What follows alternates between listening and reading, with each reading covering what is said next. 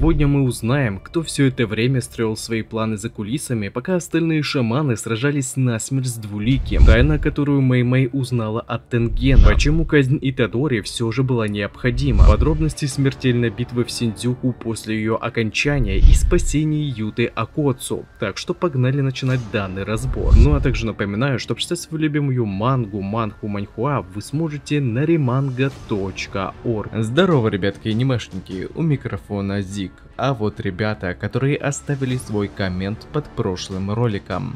Ну а мы начинаем.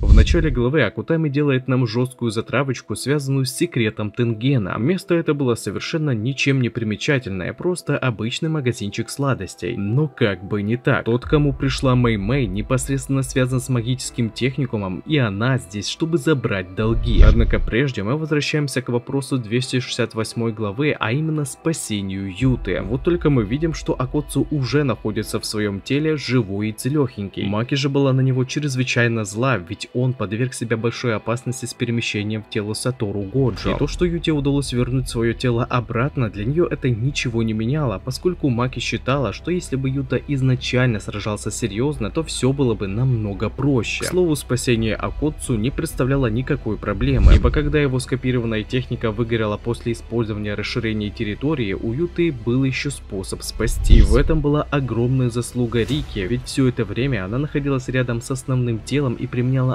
обратную проклятую технику. То бишь, помимо того, что лечением основного тела Акоцу занималась Сёко, так еще и Рика поддерживала жизненно важные показатели. Так что у Юты не было никаких препятствий, дабы вернуться обратно в свое тело. Хотя, когда техника Кена выгорела, он действительно подумал, что умрет. Мэй же считала потерю контроля над телом Годжо небольшим недочетом, ведь они не знали, что техника Киндзяку выгорит после применения РТ. Хотя Кусакаба считал, что Кену это не грозило, поскольку тот использовал барьерные техники, которые позволяли ему использовать несколько проклятых техник одновременно, при этом не теряя контроль над телом, ибо он мог их разделять. Итадори и Мегуми хотели извиниться за то, что дали Сукуне взять контроль, но остальные даже не стали их слушать, поскольку виновником, по словам Кусакабы, изначально был Сатору Годжо, попрепятствовавший казни Итадори. Ведь если бы не он, всего бы этого не произошло, и Кен не смог бы сделать ставку на главного героя. Сам же Ацуя был за то, чтобы Юдзи казнили, но только благодаря директору Яге он изменил свое решение, говоря, чтобы они вели себя как дети и не брали на себя бремя взрослых. Продолжая недовольство Маки, было заявлено, что это она должна была прикончить Киндзяку вместо Юты, а диктофон с проклятой речью Инумаки должен был использовать Хигурума, что вместе с его мечом палача могло закончить эту битву в мгновение ока. Вот только Тода был с ним. Все же были к нему вопросы, ибо он оставил ее посреди поля боя, поскольку для него она была слишком тяжелая. У самого Кусакабы к нему не было претензий, а вот к его сестре были. Но после того, как Уй напомнил ему про решение проблемы с новым теневым стилем, тот сразу же заткнулся, поскольку Мэй порешала вопрос с запретом на обучение посторонних простой территории, ибо Садацуна, создатель этой техники, создал клятву, дабы сделать ее недоступной для других шаманов. По сути, таким образом, глава нового стиля тени монополизировал эту технику, открывая к ней доступ только за деньги. А ведь, по словам Мэй, простая территория была важной основой для шаманов, у которых не было врожденных техник, хотя при этом Тода самостоятельно обучился ей у Юки. И проблема была не только в том, что нельзя было передавать ее посторонним, а еще и в том, что шаманы не могут отказывать главе в его приказах. К тому же еще ходили слухи, что с передачей этой техники глава может поглощать продолжительность жизни ее пользователей, но из-за строгой секретности и клятв никто даже не знает, кто является главой и где он находится. И только глава этой школы может аннулировать связующую клятву о неразглашении, но даже Кусакаба, пользователь этой техники, не знает никого, кто бы мог знать что-то о главе этой школы. Однако Мэй поправляет его, говорят, ты же наверняка хочешь сказать, что такого человека уже нет, ибо благодаря ей Ацуя теперь стал новым главой школы техники стиля теней. И тот старик, к которому она пришла в начале главы, был именно тем самым главой школы теневого стиля. Как только Мэй затеяла разговор о цене его жизни, дед сразу же догадался, что пришла она нифига не за сладостями, поэтому ему стало интересно, интересно, как она смогла выведать столь хорошо скрытый секрет. Мэй же просто сказала, что спросила у того, кто владел нужной информацией, после чего старик аж вспотел, осознав, что этот секрет ей рассказал сам Тенген. Глава этой школы действительно поглощал жизнь своих учеников, благодаря чему смог прожить столько лет. А благодаря своему влиянию в его руках скопилось столько могущества, что его сила чуть ли не сравнивалась с тройкой великих кланов Годжо, Зенин и Камо. Ведь его последователи не могут ослушаться его приказов, будучи по сути его пешками. За его монополией на простую территорию погибло много шаманов, хотя если бы не он, этого можно было бы избежать. Но когда данная угроза нависла еще и над братом Мэй, старик просто подписал себе смертный приговор. После чего, думаю, все поняли, что произошло с этим дедом. Что ж, от этой главы я совершенно не ожидал таких муток, ведь многие ожидали каких-то действий по спасению Юты, но оказалось, что смерть ему совершенно не грозила. И вместо этого был устранен глава, который все это время за кулисами накапливал огромное влияние, несмотря на то, что простая территория дала бы некую защитную утилиту в битве с Сукуной. Но теперь подобных ограничений на передачу больше нет, правда и столь опасных противников тоже уже нет. На данный момент до конца магической битвы осталось 2 главы, не включая эту. На следующей неделе перерыва у нас нет, так что будем ожидать новую главу от Акутами Гэга. Кстати, как вам то, что Хигурума выжил? И также не забывайте, что прочитать свою любимую мангу и не только вы сможете на remanga.org.